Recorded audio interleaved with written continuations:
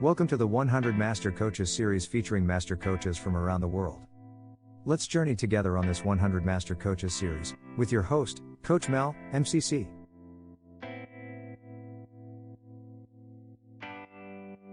Today's master coach is Karl Van Hoey. He coaches and advises leaders and organizations to challenge their strategy, strengthen their leadership, and sharpen their delivery, all towards sustainable transformation. Karl is also passionate in mentoring coaches on their journey to their PCC and MCC. Now on to the show. Hello, and welcome to the 100 Master Coaches. This is Coach Mal, and today on the show is Karl Van Hoey. He hails from Antwerp, Belgium. Can we all put our hands together for him? Woohoo! Welcome to the show, Karl. Thank you very much, Mel. I'm honored, very honored and pleased to be here with you. Thanks a lot for the invitation. And we're just going to jump in, Karl. I know you are ready. So the first question is this. Tell us about your coaching journey. How did it all begin for you? Wow, that's a nice one to start. It started actually about 15 years ago. I was active actually as an HR manager, an HR leader in a few organizations. And one of the jobs I had there was the role of HR business partner. And it is in that role that,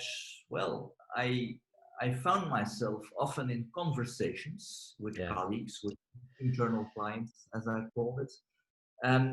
And I seemed to find a certain comfort in having conversations with people, in building trust with people.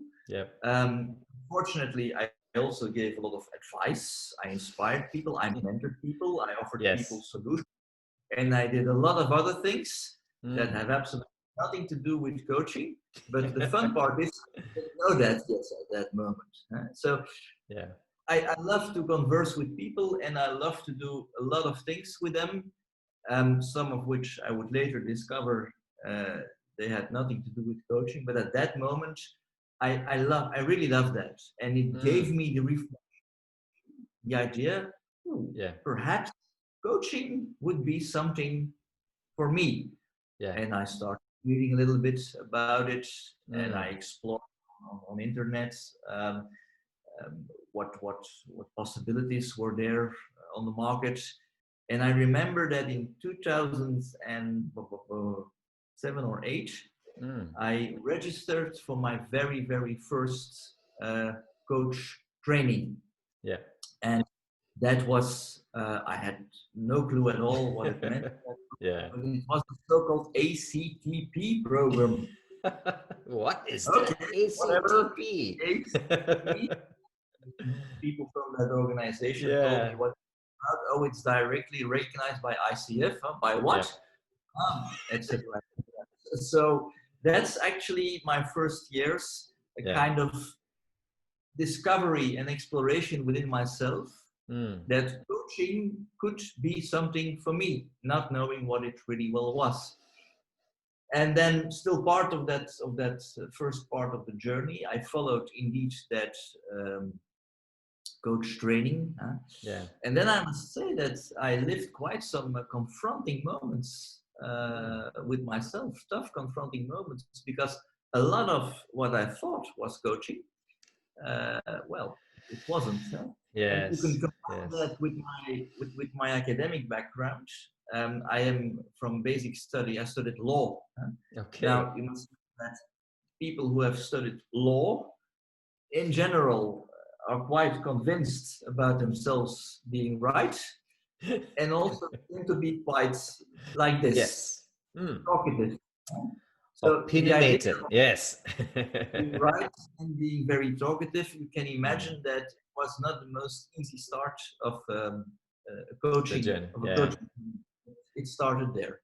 Okay, that's fantastic. I hear that you've been just loving people, of course, and working in HR. And I've read your profile. You've been in some great companies there, doing great HR work.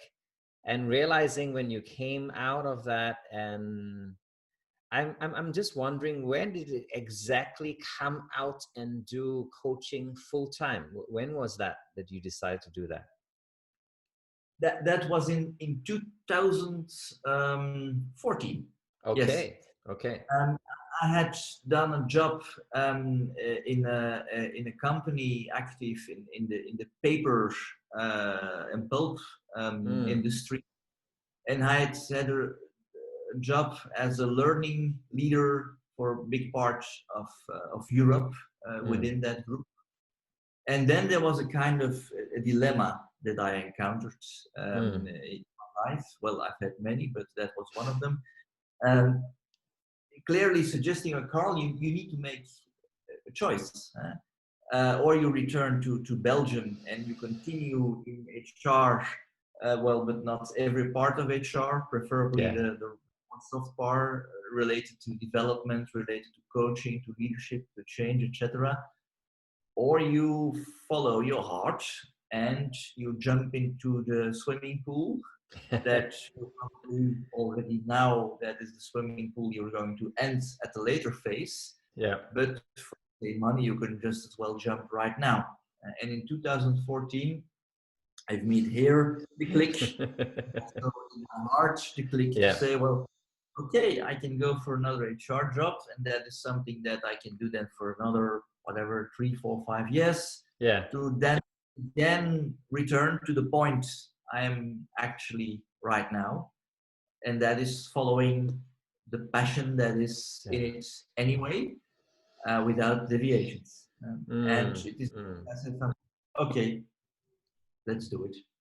And then I left that company. I found myself as an independent external coach, and then a fantastic journey over 6 years started, bringing me from PCC to MCC recently, and enabling me to explore working for lots of various clients, lots of various companies, and not just for one company anymore. Coach. Wonderful. And so far, I've not regretted it at all. It's not always an easy life, but it is my life, more than it was in the corporate world. Fantastic. I'm glad that you made the jump, and we are talking today. So that's amazing, right? The next question focuses on your early journey as your own boss. In your journey as a coach, as you and I realized that we've got to not just be great at coaching and passionate about people, but also be a little bit wise in our handling of our company and the way we brand ourselves and stuff like that. Could you share with us some perhaps ups and perhaps downs of the reality of the first couple of years that you stepped out?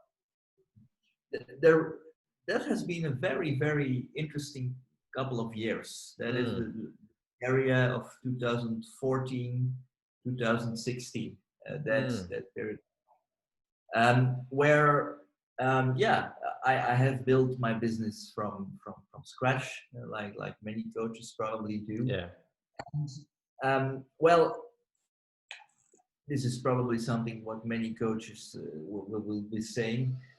I'm not the typical the typical, well, commercial sales kind of guy, and luckily for what we do, I believe that being purely in sales would rather be counterproductive than it would help you.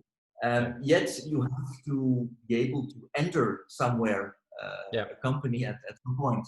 So I had a little bit of network coming from the companies I previously worked for. Some of them have become my first clients, but that was not enough. Yes. So I've been trying to build credibility and visibility by working a lot as a volunteer for ICF. I've also written a few books. I've written a few blogs. I try to be visible on social media, although in 2014, 15, 16, LinkedIn and Facebook were not yet what they are now. Of course. But well, I've managed by various initiatives to get a few more clients. Not yet enough to make an entire living, but yet enough to continue to see perspective. And then I also launched myself in career coaching with a partner here in the neighborhood. It is probably not the kind of coaching that I would like to do day in, day out, but it was at that moment a very valuable channel to build business and to build even more visibility and credibility. So I combined actually in those first years career coaching, which what is commonly called executive coaching. Yes. And those two together made it livable on financial. Very nice. They possible to continue and to build the business further. And the main struggling at that moment in my coaching practice was to stay focused on the coachee and not at some moments on my own worries that I had sometimes. But it's always been the energy that I received from my coachees that has gave me the courage to continue. That's beautiful. That's beautiful. I love the part where you say it's just not as automatic as it is, right? It's a bit of work there, a bit of work of putting yourself out there, doing the things that you and I may not be 100% comfortable, like writing blogs and books and things like that. But all of that accumulatively is important. And I hear you say you started with the context, some of the context that you already knew, went in there and started to also network in different places. That's amazing.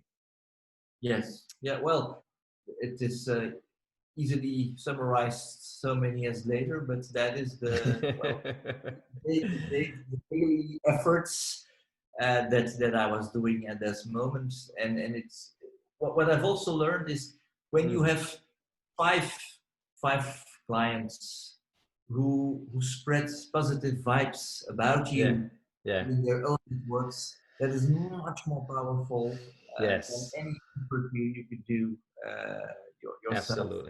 Absolutely. I am 100% with you on that one. Oh, all right. The next question, it's about your brave moment. And you can share it. Well, you can share it in the perspective of coaching or even your life. It's up to you. Here we go. I'll start perhaps with the most evident. It is then we return to those first years, 14 to 16. I had once at a very difficult moment in my coaching journey the opportunity to return again to corporate life. Yes. Similar with the last one I did, but added a little more coaching in it. So the temptation was even greater. Bigger. At that moment, I made, what I say here as expression, I made a stone of my heart. I turned my heart into a stone. And said, no, I'm not going to do that. And guess what? And well, there's a thing called people sometimes refer to synchronicity. Yes. I'm not going to jump in detail on that here, but it tells me that half an hour later, after that is no, I'm not going to do it. A company called me saying, yes, we found your profile on LinkedIn. We would like to invite you for a meeting. So, perfect. Well, I've learned from that moment that you can call it whatever you want, but follow at some moment the energy that is present. Where does your energy want to go to? If it's not going to that company, well, then don't let it go to that company. Yes. Thank you. I'm going to ask you, because you've been a coach for a while, whether it's internally or externally, you've been a coach for what, 15 years, if I hear it properly.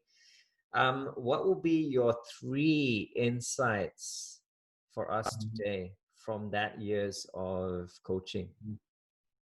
I've prepared this one a little bit because I had 20 insights and then I took my 9. Well, you can always give us in a checklist. You know, these days people are giving away free checklists. Just pass it to me. I'll make sure that everyone who watches your episode will get your 20. Okay, let's go with 3 now. Yes, well, the first insight I got is the need, or perhaps even the art of going slower in life.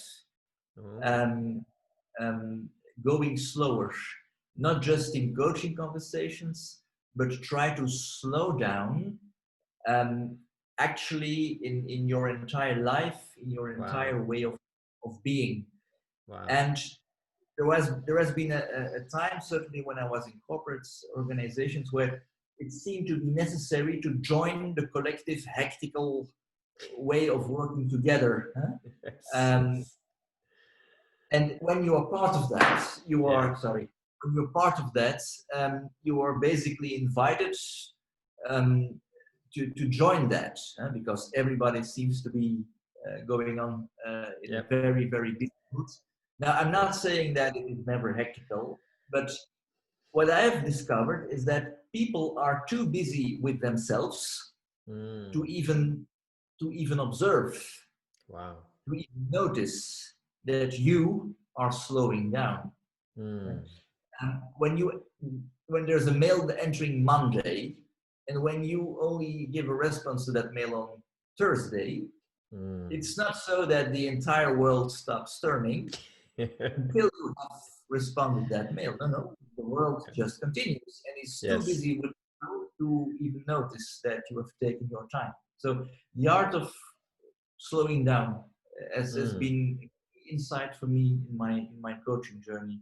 That's nice. The second one is the insight of alignment. And I mean with that, once you have discovered or once you've explored what is your mission and your identity, and once you try to align your entire life with that insight, the pieces of the puzzle seem to fall together in a more or less spontaneous way. Whenever I had discovered the essence of my life in the journey of the past 15 years, also that is a journey, the discovery of what is your mission in that journey. But from the moment that you start to be busy with that journey, that you start to actively exploring what is the purpose, the mission, what is my identity, it is my impression that there comes some kind of spontaneous alignment in your life. Call it peace, call it tranquility, call it whatever you want to call it, but the pieces of the puzzle seem to be falling together more spontaneously.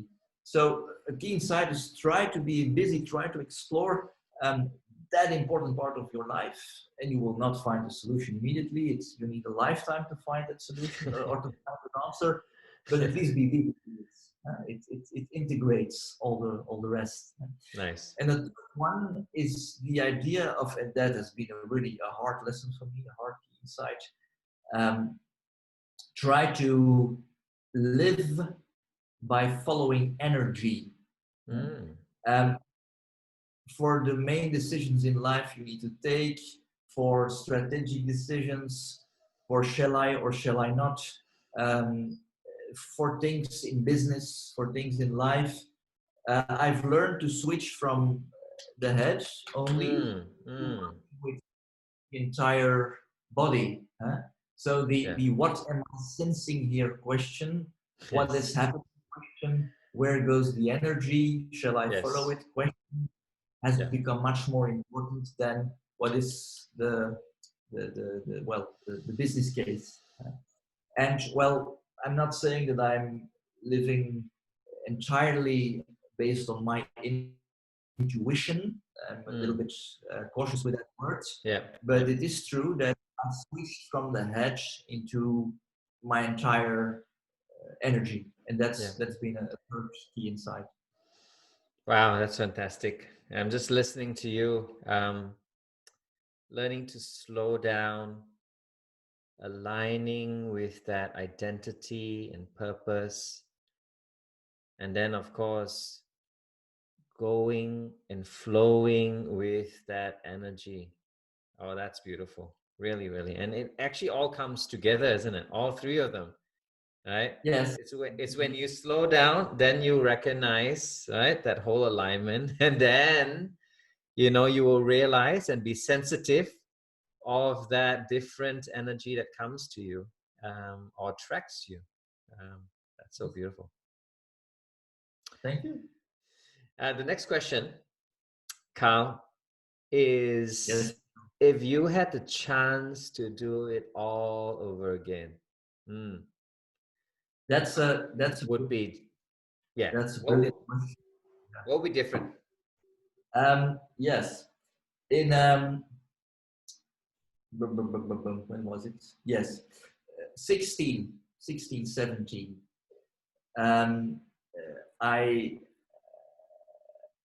I lived a difficult year. I was almost in a, what I could call, well, self-destructive mood towards my own coaching journey. I was at that moment very actively fighting against the idea that I would ever go for MCC. Wow. It was basically as if I told myself every day, no, that is not my ambition. Well, perhaps not every day, but every week. No, that is not my ambition. No, that is not. For about a year, 2016, 2017. I said that to myself almost an entire year. And until now, honestly, I have no idea why I have been doing that. Probably because below there was a very, very intensive but hidden desire to go for it anyway. And I probably have wanted to not to see, not to acknowledge that desire. But if I look back at that, I think that I have been pretty, time and energy consuming, being counterproductive with myself, sometimes even self-destructive. And if I would have to do something again, I would try to not to waste energy with destructive convictions and opinions about my own coaching journey. That's something that I would rather not have to experience over again. I appreciate you saying that. It's not an easy task getting to MCC as well. I know you kind of said that you did not know the reason why you had this sense of destructiveness.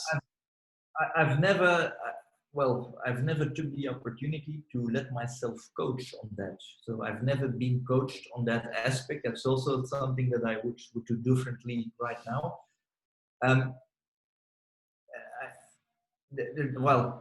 Other things have happened that have more or less taken that obstruction away, luckily for me.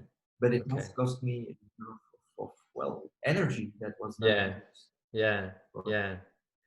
I don't know whether it's okay if I ask the question related to that. Are you okay with that? Yeah, sure. Now that you are MCC, what would you say to that old self at that point of time? You stupid fool.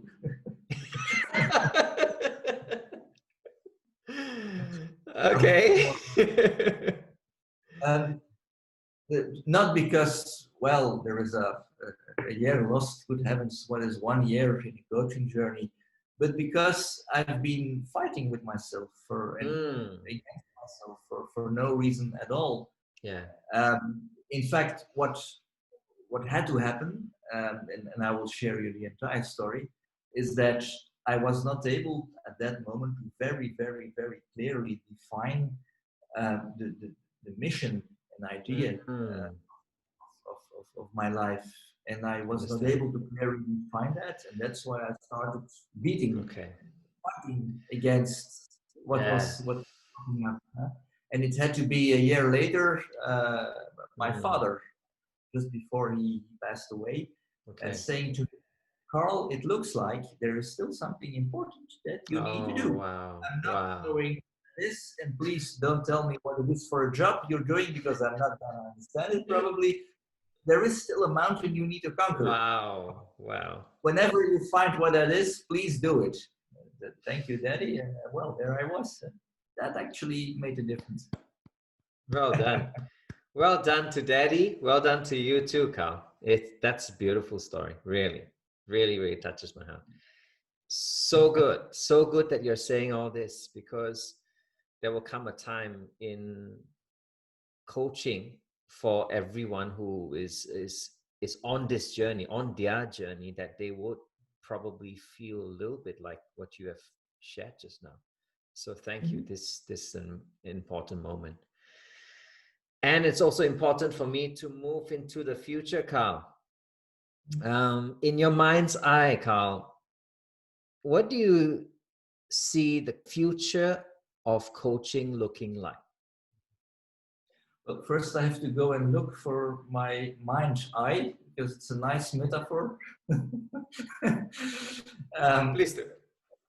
Yeah, well, my mind's eye is telling me that the future of coaching, well, if you look at the purely operational level of tendencies in corporate life, etc., I clearly see an enormous potential for team coaching. Yes. I think that team coaching is going to become as important than individual coaching has always become. And even larger than that, systems coaching. Look at organizations, see what matters, clarify what matters. Yes. That's on what I see in terms of complete opportunities. Now, from a more philosophical perspective, I think and I hope, cross fingers, that whatever is happening in the world at the moment, and it's not so beautiful what is all happening at the moment. I think and hope that coaching, whatever you will name it, the ability to listen to each other, the ability to ask each other questions, the ability to feel empathy towards each other, the ability not to impose our own dogmas or convictions to the other one. Yes. I believe that those skills could somehow become more natural. I believe that coaching should be able to more or less organically integrate itself, not just in coaching journeys with executives, not just in coaching journeys for teams and organizations, but in fact, in the entire world. So I hope and think that coaching, or at least some parts of coaching, could become part of our, well, daily life. For the simple reason that if we continue with our entire humanity the way that we are doing now, well, there are risks not to be left lots of humanity. I don't know, 50, 40, 50 years, don't have a. So I believe that in terms of, coaching mind and heart sets, I think and hope that it is like, well, it should be, it's a wrong word at this moment, but it should be a positive, healthy virus spreading. Yeah, I like that. I like that so much. Healthy, positive virus spreading. Wow, I'm going to quote you on that one. We all need that, and we all need that on a daily basis, isn't it? Because there is just so much happening in the world today. I echo what you say, that perhaps not just coaching, it's also a lot of other very important concepts, philosophies, whatever we call it, that can help humanity come together. Yeah. Wow. The next question, Karl, is your master wisdom for the budding coaches entering and becoming coaches themselves. What would be that you want to leave them with? It's going to be a short one.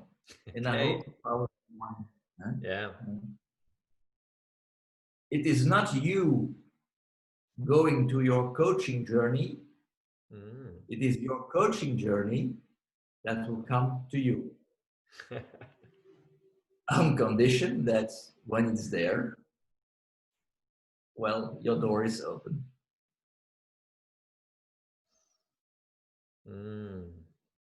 Let that sink in. Let that sink in. And with that door open. Beautiful. And as coaches, we ask powerful questions, Karl. What will be your powerful question that you want to share with the audience? Challenge them perhaps today. Okay. What parts of your future you can you already sense now?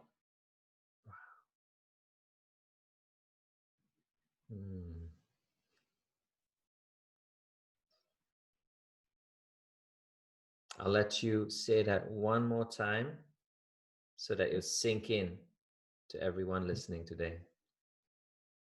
Which parts of your future you can you already sense now? Well done. Karl, it's been a pleasure having you on this show. We would like to have the audience be able to connect with you. So share with us some handles that people can get in touch with you. Yes. Well, the most simple way is LinkedIn and Facebook. Karl Van Hoey, that's just my name, three words. There's also the Facebook group from coaching journeys. That is ACC, PCC, MCC coaching journey. And for those wanting to have personal contact with me, with pleasure, that would be Karl Van Hoey in one word at gmail.com. Karl Van Hoey in one word at gmail.com. And that's the most easy way to get in contact with me. There you have it. Thank you so much, Karl. Any last words that you want to say to us?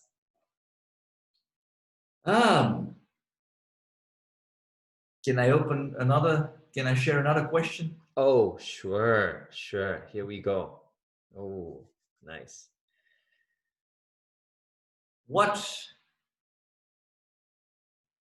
can you do with those parts that you are already sensing? Spoken like a master coach. And giving that accountability back to each one of us, listening in on the 100 Master Coaches series. This has been a fantastic time, Karl. Thank you so much for being on the show. This is Coach Mel signing out with Karl. Oh, he's here. Bye, guys. Bye. Till the next time.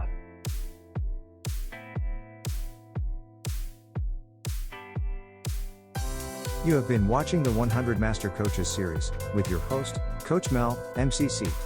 Brought to you by Catalyst Coach. www.catalystcoach.live. We will be right back with our next Master Coach on the 100 Master Coaches series.